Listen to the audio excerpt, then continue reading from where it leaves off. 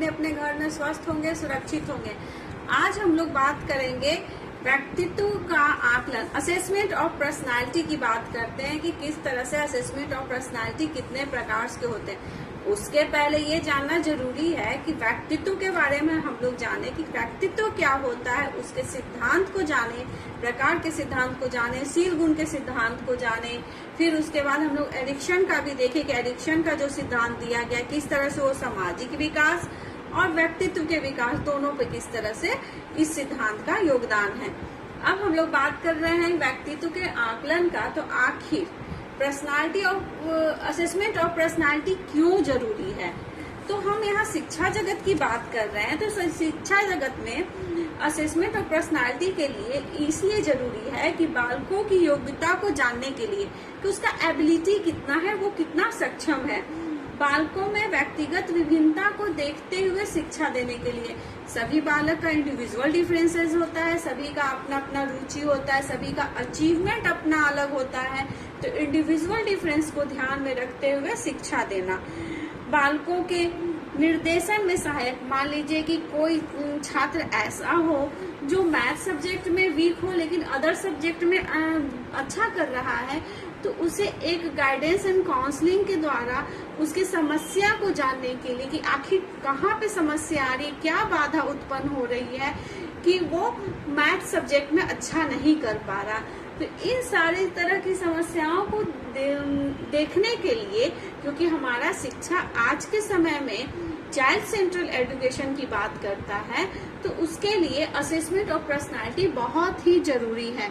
हर एक बालकों का एक व्यक्तित्व का असेसमेंट होना बहुत ही आवश्यक है कि कौन सा बालक किस क्राइटेरिया में आता है, और उसके आधार पर ही हम उसे शिक्षा देने में सक्षम हो पाएंगे एक टीचर के रूप में। अब ये असेसमेंट ऑफ पर्सनालिटी जो करेंगे उसमें हम टाइप थ्योरी और ट्रेट थ्योरी दोनों थ्योरी को ध्यान में रखते हुए ही असेस्ट करेंगे। तो अब हम लोग बात करते हैं असेसमेंट ऑफ पर्सनालिटी की। असेसमेंट ऑफ पर्सनालिटी को मुख्यतः दो भाग में बांटा गया है, एक अप्रक्षेपी विधियां, दूसरा प्रक्षेपी विधियां। अप्रक्षेपी विधियां जिसे कहा जाता है नॉन प्रोजेक्टिव मेथड्स, और प्रक्षेपी विधियों को कहा जाता है प्रोजेक्टिव मेथड। अब अप्रक्षेपी विधि को भी दो टाइप्स में बांटा जाता है, व्यक्तिनिष्ठ विधियां, वस्तुनिष्ठ विधियां, यानी सब्जेक्टिव मेथड, ऑब्जेक्टिव मेथड। अब इसके आगे के बारे में चर्चा करने से पहले आप लोग को ये जानना बहुत ही जरूरी है कि नॉन प्रोजेक्टिव क्या होता है और प्रोजेक्टिव क्या होता है, यानी कि दोनों के बीच में क्या अंतर है, किसे हम नॉन प्रोजेक्टिव कहेंगे और किसे हम प्रोजेक्टिव कहेंगे। नॉन प्रोजेक्टिव एक ऐसी विधि है जिसमें मनोवैज्ञानिक रूप से चेतन मन का मापन किया जाता है। इसमें मापनकर्ता किसी व्यक्ति के व्यक्तित्व के मापन में उसके आंतरिक और बाह्य गुणों का अवलोकन कर परिणाम की मापनी निर्धारित करता है। इसमें मापनकर्ता अपनी सुविधा अनुसार निर्धारण मापनी का अंकन तैयार करता है। अर्थात नॉन प्रोजेक्टिव मेथड में एक परीक्षक जो होगा व्यक्तियों या छात्रों की क्रिया को ध्यान पूर्वक अवलोकन कर और वास्तविक परिस्थिति में रखकर ही उसके बारे में वो एक रिजल्ट तैयार करेगा, और वो आंकड़ा जो तैयार करेगा उसका विश्लेषण कर तब वो एक रिपोर्ट तैयार करता है। इससे सामने वाले से, इसे हम कह सकते हैं डायरेक्ट होता है। इसमें क्या होता है कि सामने वाले को रखकर उससे डायरेक्ट प्रश्न पूछा जाता है और वो उस प्रश्न का उत्तर देता है। अब जैसे कि हम बात करें एक असेसमेंट की, तो असेसमेंट में हमें विश्वसनीयता, उपयोगिता, वस्तुनिष्ठता और वैधता का होना बहुत ही जरूरी है, जो अप्रक्षेपी विधि में पूरी तरह से विश्वसनीय नहीं कहा जा सकता। ये कम विश्वसनीय होता है, क्योंकि अभी हो सकता है कि आप उससे पूछे कि आप जहाँ से आए हैं वो कितना किलोमीटर दूर है, आपके घर से ये कॉलेज कितना किलोमीटर दूर है। तो हो सकता है वो तुरंत उसके माइंड में जो आए तो कह दे 5 किलोमीटर, लेकिन आफ्टर 15 डेज फिर यही प्रश्न पूछा जाए तो हो सकता है वो 4 किलोमीटर या 10 किलोमीटर बोले। तो ये पूरी तरह से रिलायबल नहीं होता, पूरी तरह से विश्वसनीय नहीं होता अप्रक्षेपी विधि, क्योंकि इसमें आप प्रश्न पूछ रहे हैं तो वो अपने इच्छा अनुसार वो उत्तर दे सकता है सामाजिक प्रतिष्ठा को ध्यान में रख के। हो सकता है उसका व्यक्तित्व कुछ और हो, लेकिन वो समाज में अपने आप को अच्छा दिखने के लिए वो उस प्रश्न का उत्तर कुछ और दे। तो ये हो गया अप्रक्षेपी विधि। अब प्रक्षेपी विधि प्रोजेक्टिव मेथड की बात करते हैं कि प्रोजेक्टिव मेथड क्या है। तो प्रोजेक्टिव मेथड कहीं ना फ्राइड सबसे पहले अचेतन मन की बात किए थे, तो ये हमेशा ध्यान में रखिएगा कि अचेतन मन का शब्द का उपयोग सर्वप्रथम कौन किए थे, तो फ्राइड किए थे। तो वो प्रक्षेपी जो होता है, प्रक्षेपी में दबा हुआ इच्छा, जो हमारे अंदर दबा हुआ है, किसी समस्या, किसी परिस्थिति या किसी कारणवश हम अपनी इच्छा को कहीं दबा कर रखे हुए हैं, वो कभी हम कर नहीं पाए अपने जीवन में, तो वो प्रक्षेपी विधि के द्वारा वो दिखता है। वो कहीं आपका अपना भाव, अपना विचार प्रस्तुत हो जाता है। जैसे कि ये क्या होता है, ये इनडायरेक्ट वे में जाएगा। इसमें क्या होगा कि जो भी प्रश्न पूछे जाएंगे आपसे, वो एक चित्र या कार्ड के माध्यम से पूछे जाएंगे। उसमें मापनकर्ता परीक्षक को कार्ड या चित्र दिखाता है और उस चित्र और कार्ड को देखकर आप क्या सोचते हैं, आपका क्या विचार है, उसको वो प्रस्तुत करता है तत्क्षण। तो ये ज्यादा विश्वसनीय माना जाता है अप्रक्षेपी विधि से। ये ज्यादा विश्वसनीय इसलिए माना जाता है कि वो तत्क्षण दमी, जो मेरा इच्छा दब गया है, जो मेरी अभिलाषा दब गई है, वो कहीं ना कहीं हो सकता है उस चित्र को देखकर हम अपना कुछ भाव वैसा व्यक्त कर दें। तो उसे कहते हैं प्रक्षेपी विधि। जो वो क्या होता है कि वो कहीं ना कहीं इनडायरेक्ट होता है और इसमें कार्ड के माध्यम से किया जाता है। जो कि अप्रक्षेपी विधि क्या होता है, वो डायरेक्ट होता है, सामने प्रश्न कर दिया गया, तुरंत उन्हें उत्तर देना होता है। और इसमें क्या होता है कि हम जो आंकड़ा बनाते हैं, उस आंकड़ा के अनुसार जो मापन करता होता है, वो रिजल्ट अपने अनुसार वो फिट करता है।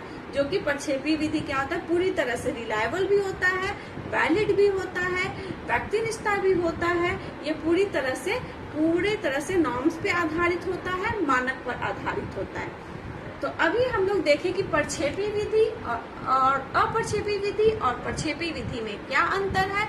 अब बात करते हैं कि अप्रक्षेपी विधि के जो दो पार्ट हैं, व्यक्तिनिष्ठ और वस्तुनिष्ठ, सब्जेक्टिव मेथड, ऑब्जेक्टिव मेथड। तो अब हम लोग अभी जानेंगे कि व्यक्तिनिष्ठ विधि किसे कहेंगे और वस्तुनिष्ठ विधि किसे कहेंगे। तो व्यक्तिनिष्ठ जिसे हम लोग आत्मनिष्ठ भी कहते हैं, लेकिन इंग्लिश में इसे हम सब्जेक्टिव भी कहते हैं। ये क्या होता है कि निजी रुचियों विचारों पर आधारित होता है, जो एक समय में एक ही व्यक्ति पर किया जा सकता है। और वस्तुनिष्ठ में क्या है कि इसमें व्यक्ति अपने भावनाओं से प्रभावित ना होकर तथ्यों पर आधारित होता है, तथ्यों पर आधारित ये विधियां होती हैं और इसका उत्तर भी तथ्यों पर आधारित होता है। और ये एक समय में 2 या 2 से अधिक व्यक्तियों पर यह परीक्षण किया जाता है। अब हम आगे चर्चा करते हैं कि व्यक्तिनिष्ठ विधियां में कौन कौन विधियां आएंगी। प्रोजेक्टिव मेथड में आता है साहचर्य विधि, एसोसिएशन टेक्निक, रचना प्रविधि, कंस्ट्रक्शन टेक्निक, पूर्ति प्रविधि, कंप्लीशन टेक्निक, चयन प्रविधि, ऑर्डरिंग टेक्निक, फिर अभिव्यक्ति परीक्षण, एक्सप्रेशन टेस्ट। इसको 3 भाग में बांटा जाता है। रोसा स्याही धब्बा परीक्षण, जिसे IBT भी बोलते हैं, रोसा इंक ब्लॉट टेस्ट, प्रासंगिक अंतर्बोध परीक्षण, जिसे टैट बोला जाता है, थीमेटिकल एप्रिसिएशन टेस्ट, बाल अंतर्बोध परीक्षण, चिल्ड्रेन एप्रिसिएशन टेस्ट। तो ये हो गया असेसमेंट ऑफ पर्सनालिटी के टाइप्स की। असेसमेंट ऑफ पर्सनालिटी को हम मुख्यतः 2 भाग में बांटे, नॉन प्रोजेक्टिव और प्रोजेक्टिव। नॉन प्रोजेक्टिव को भी फिर हम 2 भाग में बांटे, सब्जेक्टिव और ऑब्जेक्टिव। सब्जेक्टिव में हमारा आ गया अवलोकन विधि, साक्षात्कार विधि, प्रश्नावली विधि, व्यक्ति इतिहास विधि, आत्मकथा विधि।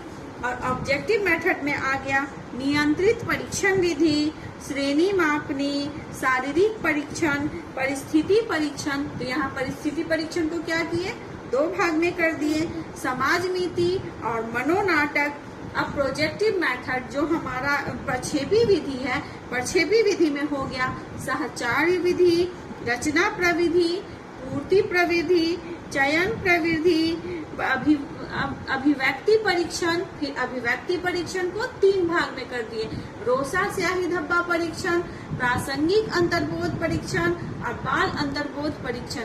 तो इसी के साथ आज का क्लास यहीं पे समाप्त होता है। अब हम लोग अगले क्लास में जाएंगे सब्जेक्टिव मेथड, यानी कि नॉन प्रोजेक्टिव मेथड में सब्जेक्टिव मेथड के बारे में विस्तार से चर्चा करेंगे। Thank you. अब नॉन प्रोजेक्टिव मेथड को अभी हम लोग 2 पार्ट में बांटे, सब्जेक्टिव मेथड और ऑब्जेक्टिव मेथड। तो सब्जेक्टिव मेथड के भी के अंतर्गत कई तरह की विधियां आती हैं। Observation method, interview method, questionnaire method, case history method, autobiography method. Observation अवलोकन विधि, इंटरव्यू साक्षात्कार विधि, क्वेश्चनर प्रश्नावली विधि, केस हिस्ट्री व्यक्ति इतिहास विधि, ऑटोबायोग्राफी हो गया आत्मकथा विधि। अब ऑब्जेक्टिव मेथड में कौन कौन सी विधियां हैं? ऑब्जेक्टिव मेथड में हमारा आता नियंत्रित निरीक्षण विधि, कंट्रोल ऑब्जर्वेशन मेथड, श्रेणी मापनी, रेटिंग स्केल, शारीरिक परीक्षण, फिजियोलॉजिकल टेस्ट, परिस्थिति परीक्षण, सिचुएशन टेस्ट। यहाँ देख रहे होंगे कि परिस्थिति परीक्षण को भी 2 भाग में बांटा गया, समाजमिति और मनोनाटक। समाजमिति यानी सोशियोमेट्री, मनोनाटक यानी कि साइकोड्रामा। अब हम लोग बात करेंगे प्रोजेक्टिव मेथड की।